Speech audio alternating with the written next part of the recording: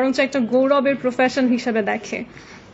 আর আমি আমার আসন যেটা আছে ঢাকা ৮, সেখানে আমার একটাই লক্ষ্য, সবচেয়ে বড় লক্ষ্য, সেটা হচ্ছে এই জায়গাটাকে নিরাপদ করা।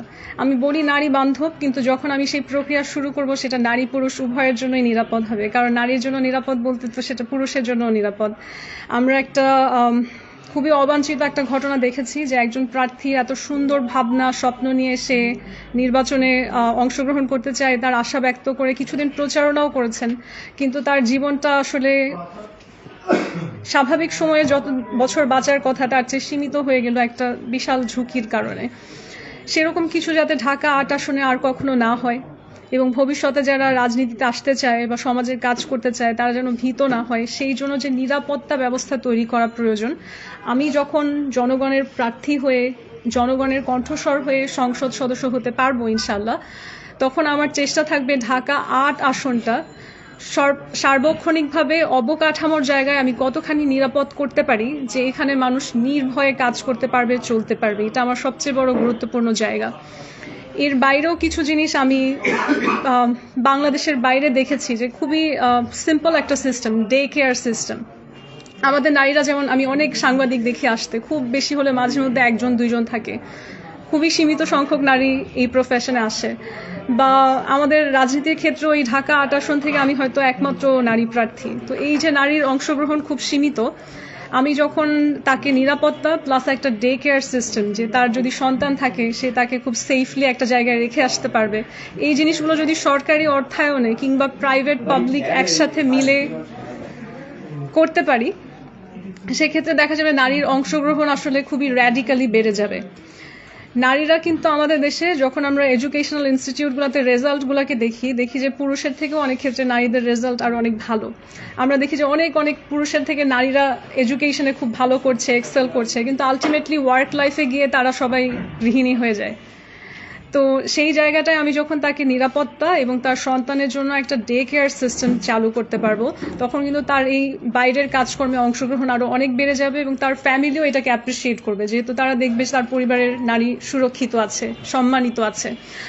খুবই ছোট ছোট কিছু জিনিস, কিন্তু অনেক বছর ধরে আমাদের দেশে কেন যেন এগুলো হেলাফেলা করে হচ্ছে না।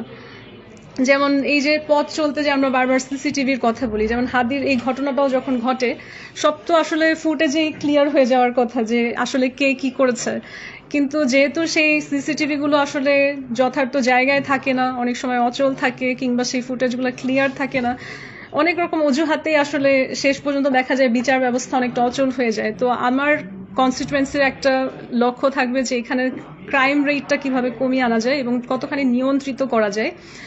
আর আমি একটা জিনিস হচ্ছে, নিজে থেকে আমি সবসময় ভাবি যে বাংলাদেশ এবং এর পার্শ্ববর্তী যে দেশগুলো, আপনারা এই পর্যবেক্ষণ করে একটা কম্প্যারিজন করেন। আমাদের থেকে অর্থনৈতিকভাবে দুর্বল দেশ, কিংবা আমাদের থেকে কূটনৈতিকভাবে ভৌগোলিকভাবেও তারা আসলে কম্পেয়ার করলে খুবই দুর্বল, যেমন ভুটান, শ্রীলঙ্কা, সিঙ্গাপুর, খুবই ছোট একটা দেশ, কিন্তু এখন সে পৃথিবীর সবচেয়ে শক্তিশালী পাসপোর্টের অধিকারী।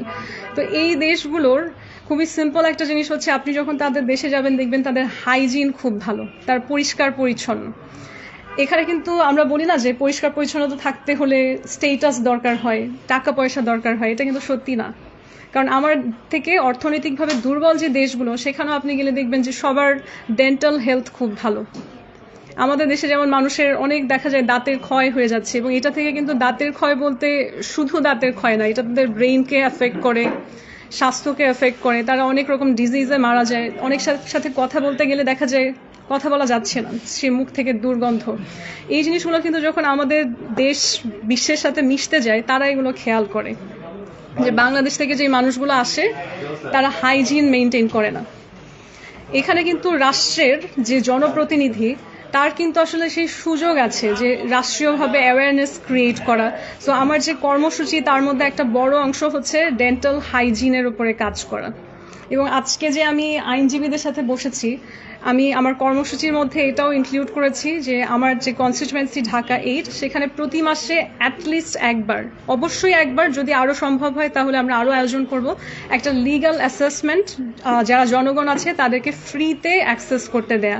সেখানে হয়তো অনেক ভলান্টারি আইনজীবী বা আইন সংশ্লিষ্ট যারা সংস্থা আছে তারা এগিয়ে আসবে এবং রাষ্ট্রের পক্ষেও সম্ভব তার বিভিন্ন জায়গায় লাইসেন্স তৈরি করে দেওয়া মানুষের সাথে, যাতে মানুষ অ্যাটলিস্ট বুঝে যে আমার আইনি অধিকার কি কি আছে, কোন সময়ে কোন জায়গায় আমি কোনো একটা আইনি প্রতিকার পেতে পারি।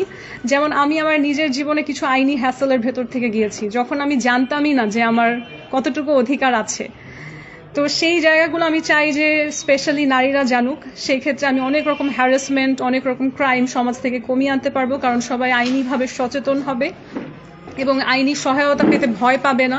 আমাদের সমাজে একটা ভয় কাজ করে যে আমি কোর্টে যাব কিনা, পুলিশের সামনে যাব কিনা, এই ভয়গুলোকে দূর করা এবং আমাদের নিরাপত্তা ব্যবস্থায় যারা আছে তারা পুলিশ হোক, যারা গোয়েন্দা সংস্থাগুলো আছে তাদের সাথে জনগণের একটা সুন্দর মেলবন্ধন তৈরি করা, যে তাদেরকে আমরা ভয় পাবো না, তারা আমাদের জন্য কাজ করবে, সেই জায়গাটা তৈরি করা। এরকম আমার অনেকগুলো পরিকল্পনা রয়েছে। এবং আমার ক্ষেত্রে রাজনৈতিক শব্দটার চেয়েও বেশি যেটা ইম্পর্টেন্ট সেটা হচ্ছে আমি আসলেই জনগণের প্রতিনিধি হয়ে জনগণের বাস্তব কিছু উন্নয়ন করতে চাই, যে উন্নয়নটা ভিজুয়ালি দেখা যাবে, যেটা শুধু মৌখিকভাবে বলা নয়। আমি আমার আল্লাহ যদি আমাকে সেই রহমত দেয় যে আমি 5 বছর পারবো জনগণের প্রতিনিধি হয়ে কাজ করতে, 5 বছর পরে যেন আমি সংবাদ মাধ্যমের সামনে বলতে পারি যে এই পরিবর্তনগুলো আমরা ভিজুয়ালি দেখতে পাচ্ছি। মেঘনা আলম